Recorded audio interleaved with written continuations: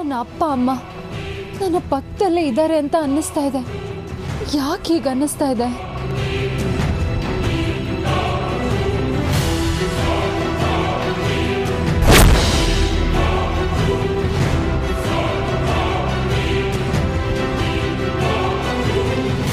ಜೈ ಮಹಾಕಾಲ.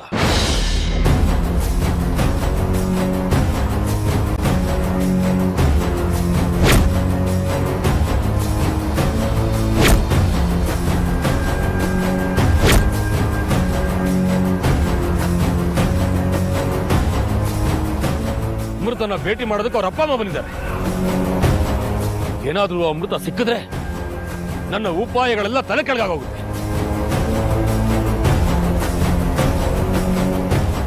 ಏನ್ ಮಾಡೋದೀಗ?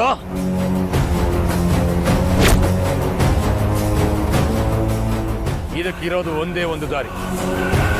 ಸ್ಮೃತಿನಾಶ ವಿದ್ಯೆನ ಅವಳ ಮೇಲೆ ಪ್ರಯೋಗ ಮಾಡು.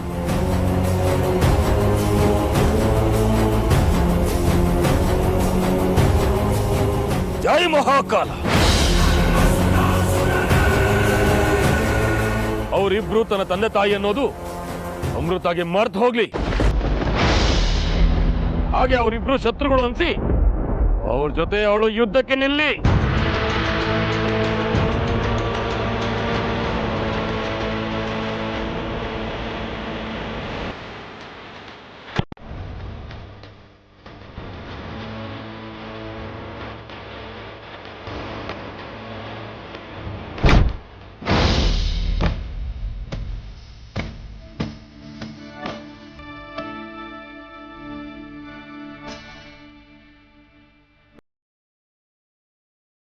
ರಾಜ, ಗೊತ್ತಾ?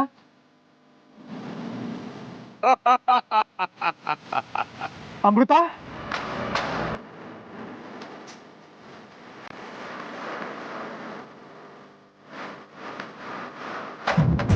ಅಮೃತ,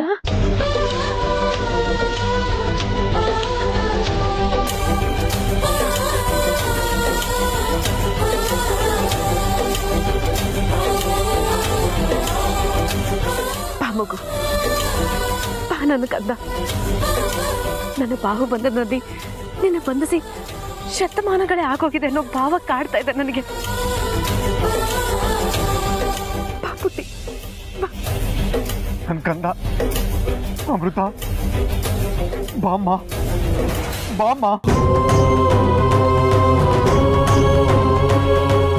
ನನ್ನ ಶಕ್ತಿ ವಿಫಲವಾದ ಉದಾಹರಣೆ ಇರಬಹುದು, ಆದ್ರೆ ನನ್ನ ಮಂತ್ರ ವಿಫಲವಾದ ಉದಾಹರಣೆನೇ ಇಲ್ಲ. ಯಾರು ನೀವು?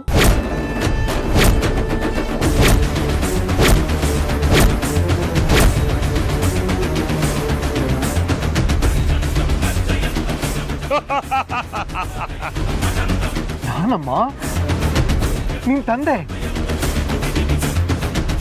ನನ್ನ ತಾಯಿ.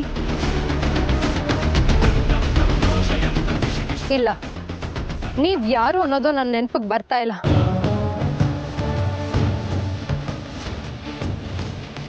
ನೀವು ಕಪಟ ವೇಷಧಾರಿಗಳು ಅಂತ ನನ್ನ ಮನಸ್ಸು ಹೇಳ್ತಾ ಇದೆ. ನನ್ನ ಕಣ್ಣಿಂದ ಈ ಕ್ಷಣನೇ ಮರೆ ಆದ್ರೆ ನಿಮಗೆ ಒಳ್ಳೇದು. ನಿನ್ ಬುದ್ಧಿಗೆ ಮಂಕಾಬಿದೆ. ನಾವ್ ನಿನ್ನಪ್ಪ ಅಮ್ಮ. ಮಗಳೇ, ನೀನನ್ನು ಯಾಕೆ ಬಂದ್ವಾ? ನೀವ್ ಯಾರೋ ನನಗ್ ಗೊತ್ತಿಲ್ಲ. ಇಲ್ಲಿಂದ ಹೋಗಿ, ನನಗ್ ತೊಂದರೆ ಕೊಡ್ಬೇಡಿ. ನಿನ್ ಪ್ರಾಣನ ನೀವು ಕಳ್ಕೊಂತೀರಾ ಅಷ್ಟೇ.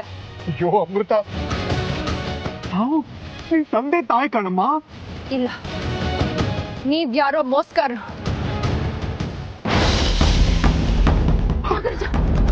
ಅಮೃತ, ಅಮೃತ, ಅಮೃತ, ಮಗಳೇ, ನಮ್ಮ ಮಾತನ್ನು ಕೇಳು. ನಾವು ಮೋಸಗಾರರಲ್ಲ. ಇದರಲ್ಲಿ ಯಾವ ಕುತಂತ್ರನೂ ಅಡಗಿಲ್ಲ. ನಂಬು. ಅಮೃತ, ನಾನ್ ನಿನ್ ತಂದೆ ಅಮ್ಮ, ಇವಳು ನಿನ್ ತಾಯಮ್ಮ. ಸುಳ್ಳು.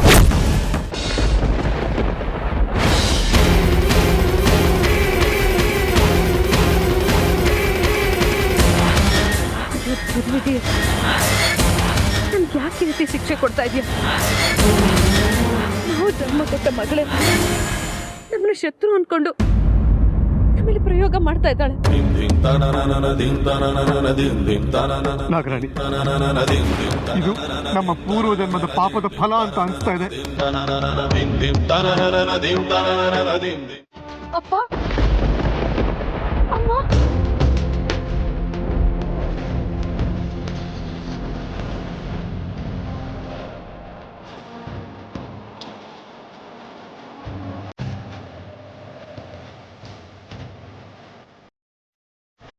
ನಿಮ್ಮನ್ನ ಮತ್ತೆ ನೋಡ್ತೀನಿ ಅನ್ನೋ ನಂಬಿಕೆನೇ ಇರ್ಲಿಲ್ಲ ನನಗೆ. ಹೇಗಿದ್ದೀರಾ? ಸುಖವಾಗಿದ್ದೀವಿ.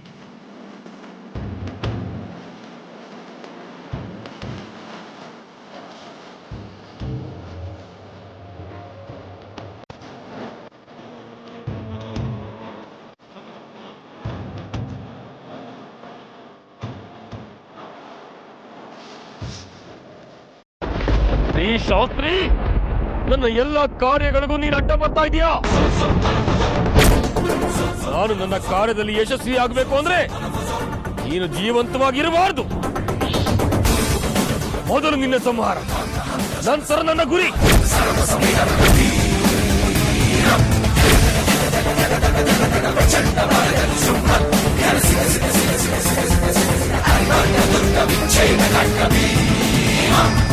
ಆಗ್ಲೇ ನಾನು ನಿಮ್ಮನ್ನ ನೋಡ್ದೆ,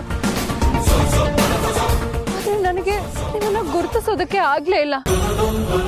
ಏನಾಗಿತ್ತೋ ಏನೋ ನನಗೀಗ್ಲೂ ಗೊತ್ತಾಗ್ತಾ ಇಲ್ಲ. ಆ ಭೈರವ ಬಾಬಾ ತನ್ನ ವಾಮಾಚಾರದ ಪ್ರಯೋಗದಿಂದ ನಾವ್ಯಾರು ಅನ್ನೋದು ನಿನಗೆ ತಿಳಿದೇ ಇರೋ ಹಾಗೆ ಮಾಡಿದ್ದಾನೆ.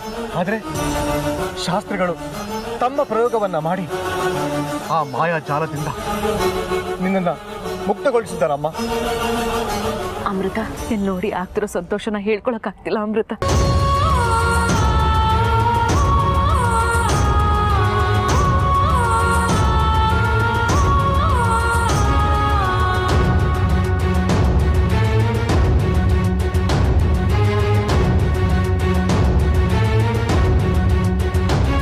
ಅಮ್ಮ, ನೀವ್ ಮತ್ತೆ ಜೀವಂತವಾಗಿ ಹೇಗ್ ಬದುಕ್ ಬಂದ್ರಿ? ಅದು ಒಂದು ಪವಾಡ. ಪವಾಡನ? ಏನದು? ಆ ಪವಾಡ ನಿನಗೂ ಗೊತ್ತು, ನನಗೂ ಗೊತ್ತಾ? ಏನದು? ಮಗಳೇ, ಆ ಪರಮೇಶ್ವರ ನನ್ನ ಭಕ್ತಿಗೆ ಮೆಚ್ಚಿ ಬೆಳಕಿನ ರೂಪದಲ್ಲಿ ಬಂದು ನಿಮ್ ತಾಯಿಗೆ ಮತ್ತೆ ಜೀವ ಕೊಟ್ಟ ಅಮ್ಮ.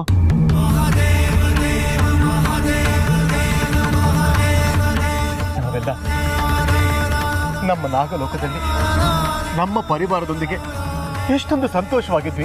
ಈ ಮಾನವರು ನಮ್ಮ ಜೀವನದಲ್ಲಿ ಪ್ರವೇಶ ಮಾಡಿ ನಾಗಮಣಿಯನ್ನ ನಮ್ಮಿಂದ ಕಿತ್ಕೊಂಡು ನಾವದನ್ನ ಮತ್ತೆ ಪಡೆಯೋದಿಕ್ಕೆ ಎಷ್ಟೆಲ್ಲ ಕಷ್ಟಗಳನ್ನ ಅನುಭವಿಸ್ತಾ ಇದ್ದೀವಿ. ನಾಗರಾಜ, ವಿಧಿ ಮುಂದೆ ಹರಿಯು ಒಂದೇ ಹರನು ಒಂದೇ ಅನ್ನೋದು ಏಳೇಳು ಲೋಕಕ್ಕೆ ಅನ್ವಯಿಸತ್ತೆ ಅನ್ನೋ ಹಾಗೆ ವಿಧಿ ನಮ್ಮ ಜೀವನದಲ್ಲೂ ಆಟ ಆಡಿರ್ಬೋದಲ್ವಾ? ಹೌದು ನಾಗರಾಣಿ, ನೀನ್ ಹೇಳ್ತಾ ಇರೋದು ಸತ್ಯನೇ. ಹೌದು. ಅಮೃತ, ನಿನ್ ಮೂಲ ರೂಪದಲ್ಲಿರದೆ ಈ ತಕ್ಷಕಿ ರೂಪ ಯಾಕೆ ಪಡ್ಕೊಂಡೆ? ಅಮ್ಮ, ನಾನು ನನ್ನ ಲೋಕನ ಆಗ್ಲಿ ನಾಗಮಣಿನ ಅರಸಿ ಈ ಲೋಕಕ್ಕೆ ಬಂದೆ. ಆಗ ನನಗೆ ಅರ್ಜುನ್ ಅವ್ರ ಪರಿಚಯ ಆಯ್ತು. ಅವರೇ ನನ್ನ ಪತಿ ಆದ್ರು. ಅವ್ರನ್ನ ನಾನು, ನನ್ನನ್ನ ಅವರು ಪ್ರಾಣಕ್ಕಿಂತ ಹೆಚ್ಚಾಗಿ ಪ್ರೀತಿಸ್ತಾ ಇದ್ರು. ನಮ್ಮ ದಾಂಪತ್ಯನ ನೋಡಿದ ಅಕ್ಕಪಕ್ಕದವರು ಎಷ್ಟು ಸಂತೋಷ ಪಡ್ತಾ ಇದ್ರು ಗೊತ್ತಾ? ಅಂತ ನನ್ನ ಅರ್ಜುನ್ ಅವ್ರನ್ನ ಆ ತಕ್ಷಕ ವಂಶದ ನಾಗಿಣಿ ದೂರ ಮಾಡಿ ಅವ್ರ ಜೊತೆ ಮದ್ವೆ ಆಗೋದಕ್ಕೆ ನೋಡಿದ್ಲು.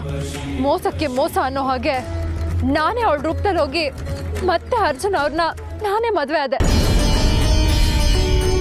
ಅದು ಅಲ್ಲದೆ ಅರ್ಜುನ್ ಅವ್ರಿಗೆ ನನ್ನ ಮೇಲೆ ಈಗ ಸ್ವಲ್ಪ ಕೋಪ ಇದೆ. ಆ ಕೋಪ ತಿಳಿ ಆಗೋವರೆಗೂ ನಾನು ಇದೇ ರೂಪದಲ್ಲಿ ಇರ್ಬೇಕಮ್ಮ. ನಮ್ಮ ಆ ಜನ್ಮ ವೈರಿ ಅವಳು. ನಾವು ನಾಗಲೋಕದಲ್ಲಿ ಇತ್ತಾಗಲೂ ಅವಳು ನಮ್ಮನ್ನ ಕಾಡ್ತಾ ಇದ್ಲು. ಇಲ್ಲೂ ನಿನ್ನನ್ನು ಕಾಡ್ತಿದ್ದಾಳೆ. ಅವಳ ಸಂಹಾರ ಆಗೋವರೆಗೂ ನಮ್ಗೆ ಉಳುಗಾಲ ಇಲ್ಲ, ನೆಮ್ಮದಿ ಇಲ್ಲ. ಈಗ ಊರ್ಮಿಳ ಆ ಶಾಸ್ತ್ರಿಗಳ ದಿಗ್ಬಂಧನದಿಂದ ತಪ್ಪಿಸ್ಕೊಂಡಿದ್ದಾಳೆ. ಆ ವಿಚಾರ ನಮಗ್ ಗೊತ್ತಾಯ್ತಮ್ಮ.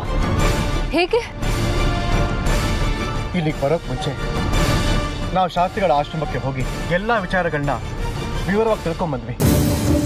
ಆ ದುಷ್ಟ ಭೈರವ ಆ ಉರ್ಮಿಳಾಗೆ 3 ಮಹಾನ್ ನಾಗಗಳ ಶಕ್ತಿಯನ್ನ ಧಾರೆ ಎರೆದಿದ್ದಾನೆ.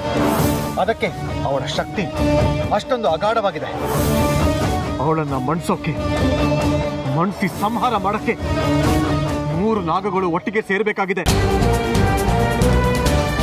ಅದಕ್ಕೆ ಅಮ್ಮ ನಾವು ನಿನ್ನ ಕರ್ಕೊಂಡು ಹೋಗೋದಿಕ್ ಬಂದ್ವಿ. ಸಾಧ್ಯವಾದ್ರೆ ನನ್ನ ಪ್ರಹಾರದಿಂದ ತಪ್ಪಿಸ್ಕೋ. ನಾಗರಾಣಿ, ಮತಿಗೀನಂತೆ ವರ್ತಿಸ್ಬೇಡ. ಇದೆಲ್ಲ ಆ ಮಾಂತ್ರಿಕನ ಕುತಂತ್ರ. ನನ್ನ ಮಾತು ಕೇಳು. ಯಾರ ಮಾತನ್ನು ಕೇಳೋ ಸ್ಥಿತಿಯಲ್ಲಿಲ್ಲ ನಾಗರಾಜ. ಬಿಡಿ ನಾಗರಾಣಿ. ಅಮ್ಮ, ನನ್ನ ಮಾತನ್ನು ಕೇಳಿ.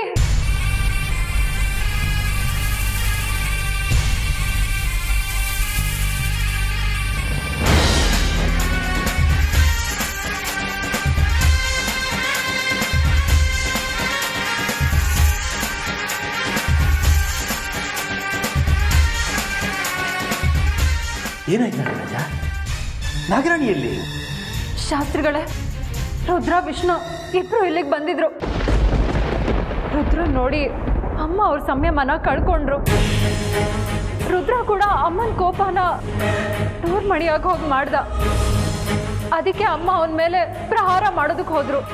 ಶಾಸ್ತ್ರಿಗಳೇ, ನಾವು ಎಷ್ಟು ಹೇಳಿದ್ರು ನಮ್ಮ ಮಾತುಗಳು ನಾಗರಾಣಿ ಕಿವಿಗೆ ಬೀಳಲಿಲ್ಲ. ನಾಗರಾಜ, ಇದೆಲ್ಲ ಆ ಭೈರವನ ಕುತಂತ್ರ.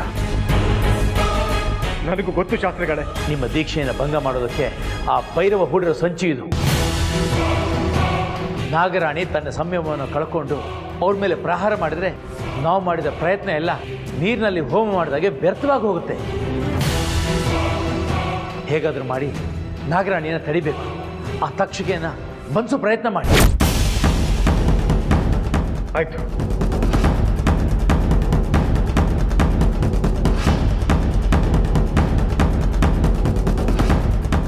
ನಿಮ್ಮ ಮಂತ್ರಕ್ಕೆ ನನ್ನ ತಂತ್ರ, ನಿಮ್ಮ ಸತ್ಕಾರಕ್ಕೆ ನನ್ನ ಸಂಚು. ಈ ಪ್ರಯತ್ನದಲ್ಲಿ ನೀವು ಸೋಲ್ಲೇಬೇಕು, ನಾನು ಗೆಲ್ಲೇಬೇಕು. ನಾಗಮಣಿ ನನ್ನ ವಶಕ್ಕೆ ಬರಬೇಕು. ಹಾಗೆ ವಾಸುಕಿ ವಂಶ ಅಳಿಲೇಬೇಕು.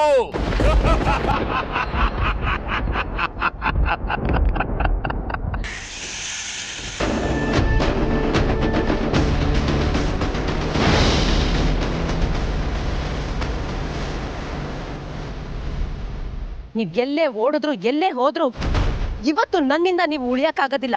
ನನ್ನಿಂದ ನಿಮ್ಮನ್ನ ಯಾವ ಶಕ್ತಿಯಿಂದನೂ ಕಾಪಾಡಕ್ಕಾಗೋದಿಲ್ಲ.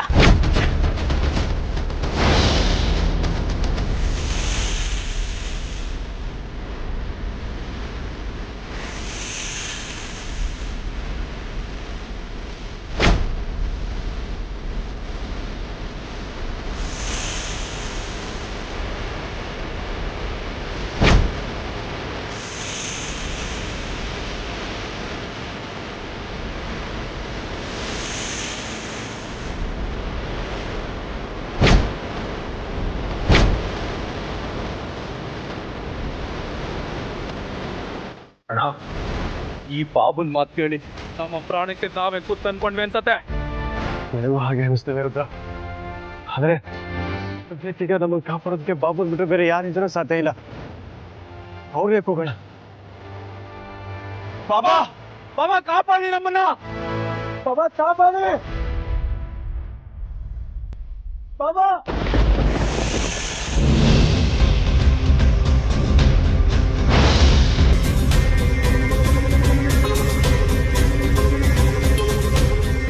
ಪ್ರಪಂಚದ ಯಾವ ಮೂಲೆ ಅಡಗಿದ್ರು ನಿಮ್ಮಗಳನ್ನ ಜೀವ ಸಹಿತ ಬಿಡೋದಿಲ್ಲ. ನಾನು ಅನುಭವಿಸಿದ ಸಂಕಟ, ನೋವು, ಯಾತನೆ ನೀವುಗಳು ಅನುಭವಿಸ್ಬೇಕು. ನನ್ನ ಪ್ರಾಣನಾಥ, ನನ್ನ ಮಗಳು ಅಮೃತನಿಂದ ದೂರ ಆಗಿ ನಾನು ಪಟ್ಟ ಸಂಕಟ ನೀವುಗಳು ಅನುಭವಿಸಿ ಸಾಯ್ಬೇಕು. ಆಗ್ಲೇ ನನ್ನ ಮನಸ್ಸಿಗೆ ಸಮಾಧಾನ, ಸಾಂತ್ವನ. ಬಾಬಾ, ಬಾಬಾ, ಬಾಬಾ ಕಾಪಾಡಿ. ಹೆದರಬೇಡಿ, ನಾನು ನಿಮ್ಮೊಂದಿಗಿದ್ದೀನಿ. ಬಾಬಾ, ನಿಮ್ಮ ಮಾತು ಕೇಳಿ ನೀವು ಹೇಳಿದ್ರಿ ಅಂತೇಳಿ ಅವಳಿಗೆ ಕೋಪ ಬರೋ ಹಾಗೆ ಮಾತಾಡಿದ್ವಿ ನಾವು. ಆದ್ರೆ ಅವಳಿಗ ನಮ್ಮಲ್ಲಿ ಪ್ರಹಾರ ಮಾಡಿ ನಮ್ಮನ್ನು ಸಾಯಿಸೋದಕ್ಕೆ ನಿಂತಿದ್ದಾಳೆ. ಮುಂದೆ ನಮ್ಮ ಗತಿ ಏನು ಕಾಪಾಡಿ ಬಾಬಾ. ನನ್ನ ಉದ್ದೇಶನೇ ಅದು. ನಿಮ್ಮ ಮೇಲೆ ಅವಳು ಪ್ರಹಾರ ಮಾಡಿದ್ರೆ ಅವಳ ದೀಕ್ಷೆ ಭಂಗವಾಗುತ್ತೆ. ನಿಮಗೆ ಅವಳ ವಿಷ ಹತ್ತದಂತೆ ನಾನು ನಿಮ್ಮಿಬ್ಬರನ್ನು ಕಾಪಾಡ್ತೀನಿ. ನನ್ನ ಮಾತನ್ನು ನಂಬಿ. ನೀವು ಹೆದರಿದ್ರೆ ನಮ್ಮ ಉದ್ದೇಶ ಈಡೇರೋದಿಲ್ಲ. ಈ ಹಿಂದೆ ನಾನು ನಿಮ್ಮನ್ನ ಕಾಪಾಡ್ದಂತೆ ಈಗಲೂ ಕಾಪಾಡ್ತೀನಿ. ಬಾಬಾ ಬಾಬಾ, ಆದ್ರೂ ಆ ಮುಂಚಿನ ಧೈರ್ಯ ಈಗ ನಮ್ಮಲ್ಲಿ ಇಲ್ಲ ಬಾಬಾ.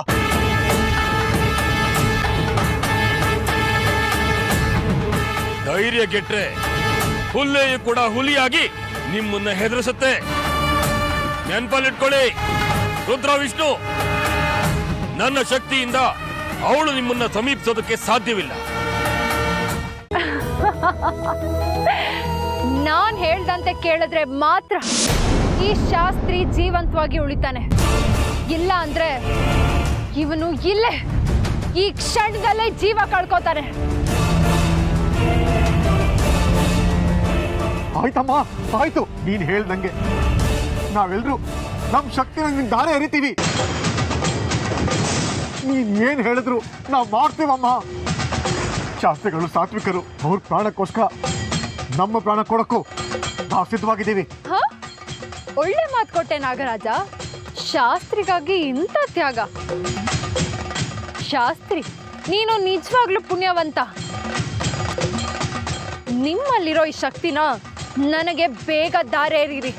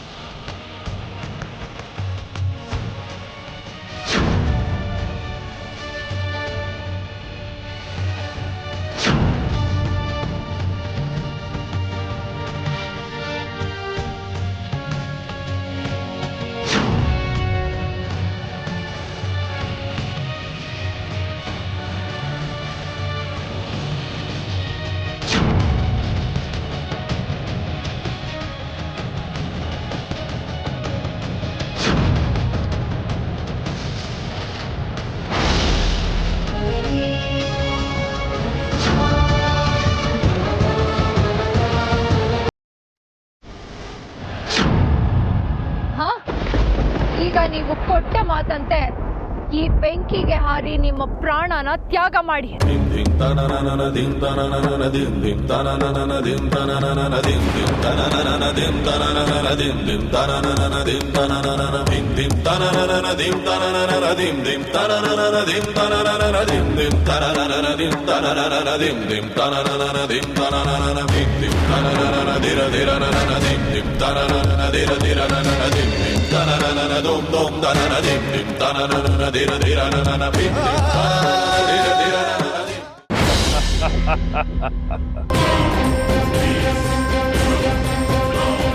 ಜೈ ಮಹಾಕಾಲ.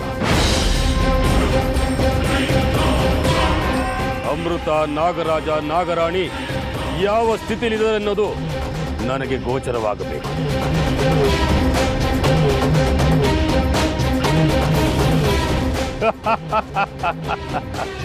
ಏ ಶಾಸ್ತ್ರಿ, ಸಾತ್ವಿಕ ಲೋಕದ ಸತ್ಯಸಂಧ ಅಂತ ಮೆರಿತಾ ಇದ್ದೆ ಅಲ್ಲ, ಈಗ ನೋಡು ನಾಗರಾಜ, ನಾಗರಾಣಿ ಅಮೃತ ರೂಪದಲ್ಲಿ ನಿನ್ನ ಬಲಿ ತಗೋತಾ ಇದ್ದೀನಿ. ಹಾಗೆ ನಿನ್ನ ರೂಪದಲ್ಲಿ ಅವರನ್ನ ಬಲಿ ತಗೋತೀನಿ. ಇಡೀ ಲೋಕದಲ್ಲಿ ಅಜಾತ ಶತ್ರುವಾಗಿ ಮೆರಿತೀನಿ. ಈ ಸಾತ್ವಿಕ ಲೋಕವನ್ನ ಮಾಂತ್ರಿಕ ಲೋಕವಾಗಿ ಸೃಷ್ಟಿಸಿ ಇಡೀ ಮಾಂತ್ರಿಕ ಲೋಕದ ಅನಭಿಷಿಕ್ತ ತೋರೆ ಅಂತ ಮೆರಿತೀನಿ.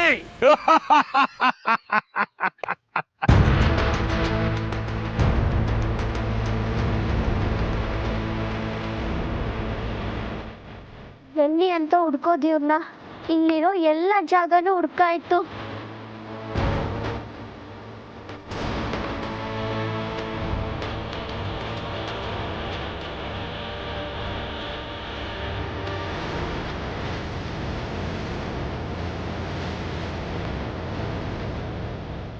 ಕಾಂಡಲ್ಲಿ ಬೆಂಕಿ ಬರೋದಕ್ಕೆ ಹೇಗೆ ಸಾಧ್ಯ? ಒಂದು ಕಾಡ್ಗೀಚಾಗಿರ್ಬೇಕು, ಇಲ್ಲ ಅಂದ್ರೆ ಯಾರಾದ್ರೂ ಬೆಂಕಿ ಹಚ್ಚಿರ್ಬೇಕು.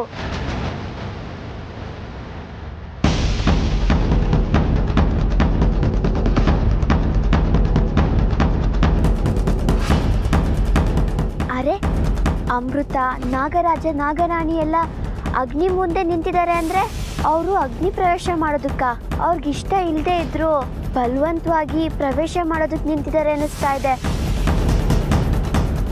ಇಲ್ಲ, ಅವ್ರು ಯಾರಿಗೂ ಈ ಅಗ್ನಿ ಪ್ರವೇಶ ಮಾಡೋದಕ್ಕೆ ಇಷ್ಟ ಇಲ್ಲ.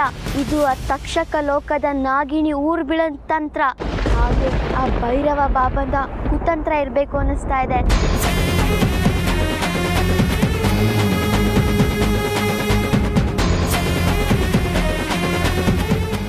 ಅಮೃತ, ಮಲ್ಲಿಯೇ ನಾಗಮಣಿ ಅನ್ನೋ ವಿಚಾರ ನಿನ್ನ ಸ್ಮೃತಿ ಪಟಲದಿಂದ ದೂರವಾಗಲಿ. ಅದು ನಿನಗೆ ಗೊತ್ತಾಗಬೇಕಾದಂಥ ಸಕಾಲದಲ್ಲಿ ನಿನಗೆ ನೆನಪಿಗೆ ಬರಲಿ.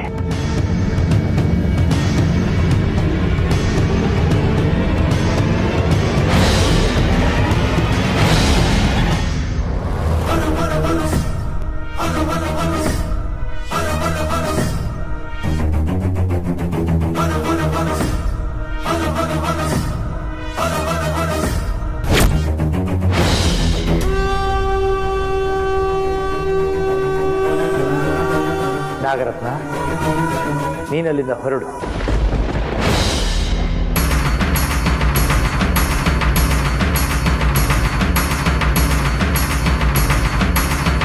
ಬನ್ನಿ ಬನ್ನಿ, ನಮ್ಮ ಕರ್ತವ್ಯಗಳನ್ನ ನಾವು ಮಾಡೋಣ. ನನ್ನ ವೈರಿ ಕುಲವೇ ಸರ್ವನಾಶ ಆಗೋಯ್ತು. ಇನ್ನು ನನಗೆ ಯಾವ ಎದುರಾಳಿಗಳು ಇಲ್ಲ. ನಾನು ನಾಗಮಣಿನ ಪಡ್ಕೊಂಡು ಅರ್ಜುನ್ ಜೊತೆಗೆ ನನ್ನ ನಾಗಲೋಕನ ಸೇರ್ಕೊಂಡು ಸಂತೋಷವಾಗಿರ್ಬೋದು. ಇಲ್ಲ, ಅದೆಂದಿಗೂ ಸಾಧ್ಯ ಇಲ್ಲ.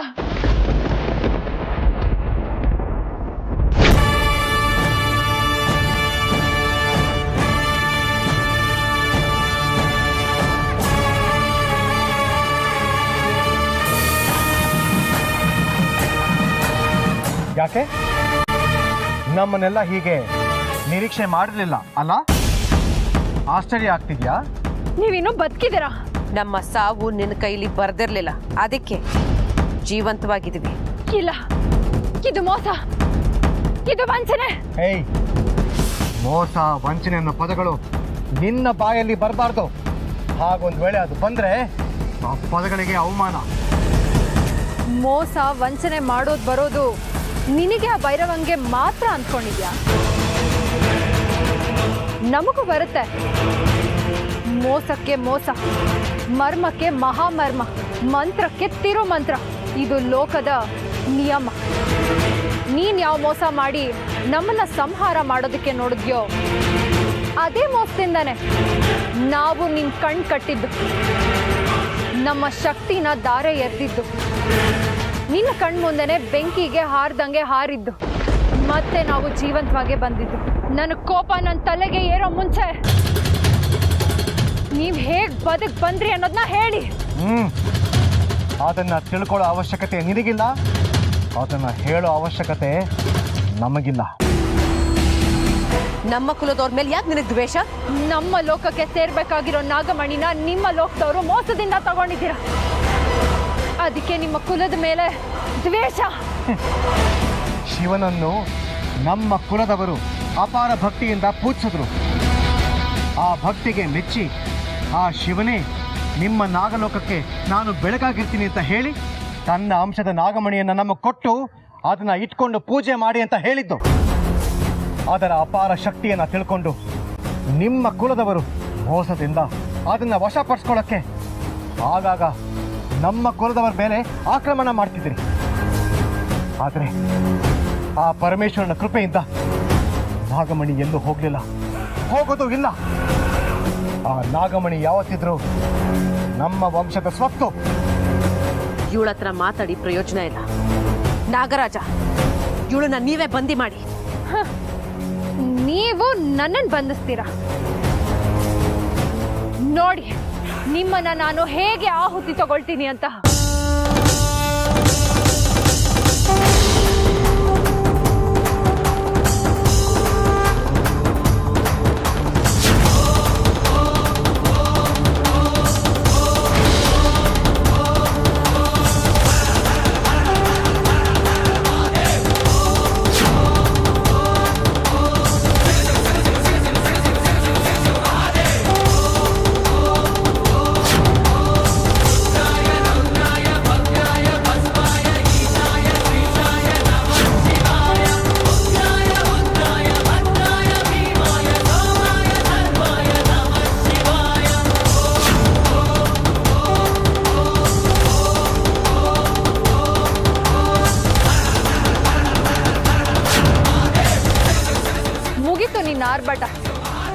ನೀನು ನಮ್ಮ ಬಂದಿ. ಏ ಊರ್ಮಿಳ, ನಡಿ ಆಶ್ರಮಕ್ಕೆ.